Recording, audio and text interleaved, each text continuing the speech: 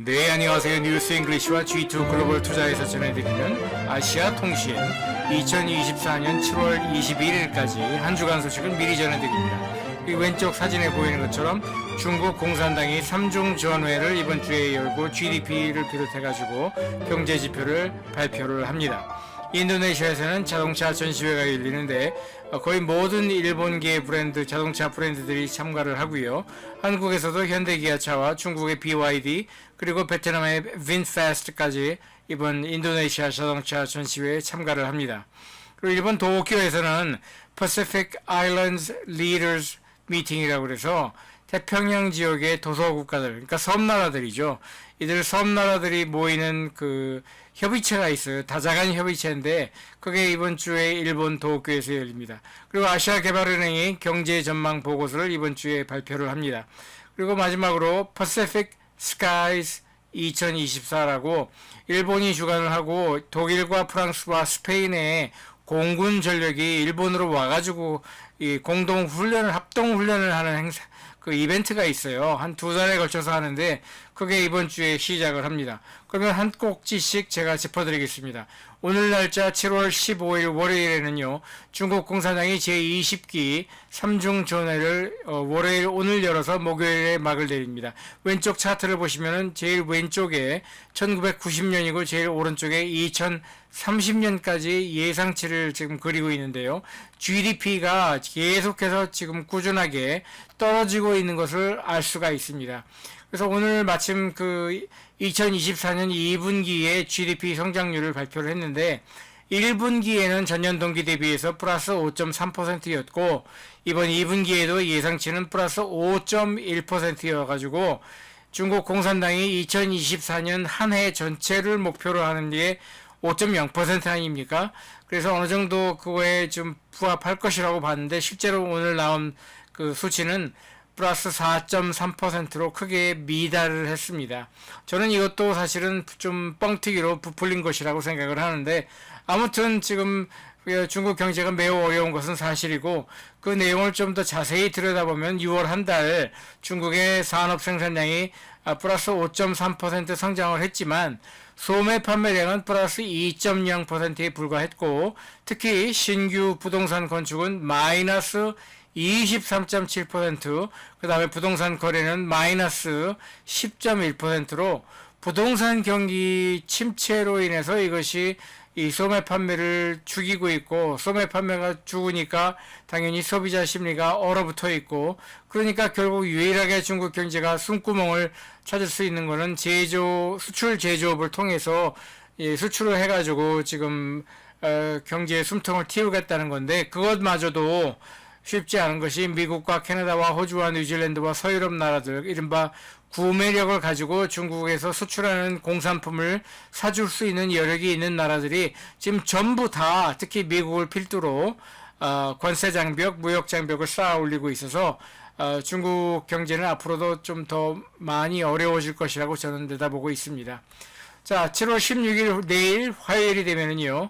도쿄에서 Pacific Islands Leaders 10차 회의가 열립니다. 이게 1997년에 시작을 해서 3년에 한 번꼴로 열리는 태평양 지역의 도서국가들, 그러니까 섬나라들의 다자간 협의 기구예요. 그래서 일본이 주도를 하는데 기후변화라든지 뭐 어업 협정이라든지 일본의 그 후쿠시마 원자력 그 누출 사고에 의한 오염수라든지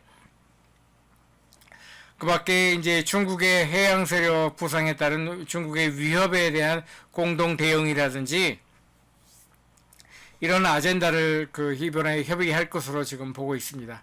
자, 역시 7월 16일 화요일에는요, 이탈리아에서 G7 무역 또는 상업 무역 장관 회의가 이탈리아에서 열립니다. G7 협의체가 올해 그 주최국이 이탈리아이기 때문에 그런데 글로벌 교역을 위협하는 리스크에 G7 나라들이 언제 같이 공동 대응을 하자 뭐 이런 내용으로 협의를 할 것으로 보이고요. 그 다음에 G7 나라들이 아닌 다른 나라들의 일도 뭐 일부 초청을 한 모양인데 다른 나라들에서 온 그 장관들과 함께 그 지금 홍해라고 레드시죠. 아라비아 반도 홍해 바다를 지금 거쳐 가야만 하는 그 컨테이너선들 비롯해가지고 유조선이나 컨테이너선들을 그 예멘의 반군, 후티 반군이라는 이 아주 못된 놈들이 지금 뭐 공격을 하고 있지 않습니까? 그래서 굉장히 불안해요. 그래서 운임이죠. 선박 운임도 막 청룡 열차를 타서 뭐 올랐다 내렸다 이렇게 하고 있는데, 그것에 지금 어떻게 공동 대응을 할 것인가 이번에 협의를 한다고 합니다.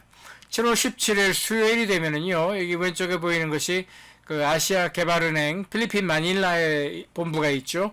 그 아시아 개발은행이 그 연례 경제 전망 보고서를 내는데, 이번 올해 경제 전망 보고서에서는 특히 중국 경제가 구조적으로 둔화되고 있는데, 게다가 또 강달러와 고금리까지 겹쳐 있는데, 이런 상황에서 아시아 그 회원국들이 경제가 어떻게 그 영향을 받을 것인가를 진단을 하고 각 나라별로 대응책을 제시를 한다고 합니다. 그 밖에 이제 인도네시아 중앙은행이 통화정책과 기준금리를 발표를 한다고 하고요. 7월 18일 목요일이 되면은 인도네시아에서 자동차 전시회 가킨도라고 부르는데, 그 자동차 전시회가 개막을 하고, 일본 브랜드가 지금 인도네시아는 물론이고 동남아 시장의 시장 점유율을 80에서 90%를 차지하고 있어요. 제가 작년에도 2달 동안 인도네시아와 싱가포르에 체류하다가 왔는데 가서 보니까 실제로 그렇더라고요. 그런데 이제 벌써 현대기아차가 인도네시아 현지에 전기차 생산 라인을 완공을 하고 지금 생산을 시작을 하려고 하지 않습니까?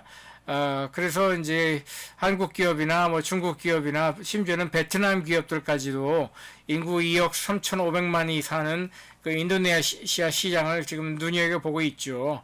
그래서 이번 그 인도네시아 자동차 전시회에는 일본 브랜드 말고도 현대기아차라든지 중국의 BYD 그리고 베트남의 빈페스트까지 참가를 한다고 합니다.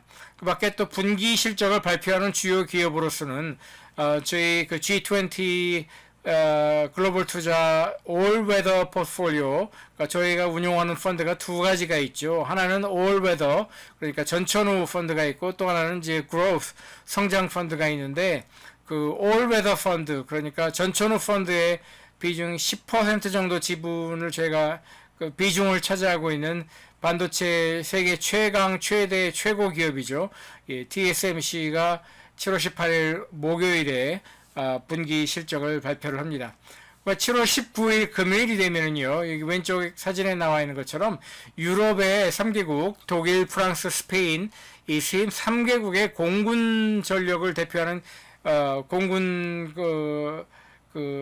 장성들과, 뭐, 장교들과, 그리고 비행기들도 일부 일본으로 건너와가지고 일본 자위대의 공군과 함께 이 네 나라가 합동 훈련을 해요. 근데 네 나라가 한꺼번에 같은 장소에서 하는 건 아니고, 뭐 예를 들어서 일본 자위대 공군과 뭐 프랑스 공군은 뭐 이바라키 현에서 한다든지 이런 식으로, 또 뭐 독일과 스페인 공군과 뭐 일본 자위대 공군은 홋카이도에서 한다든지 이런 식으로 하는데, 아무튼 7월 25일까지 일본에서 이제 공동 합동 훈련을 하고요.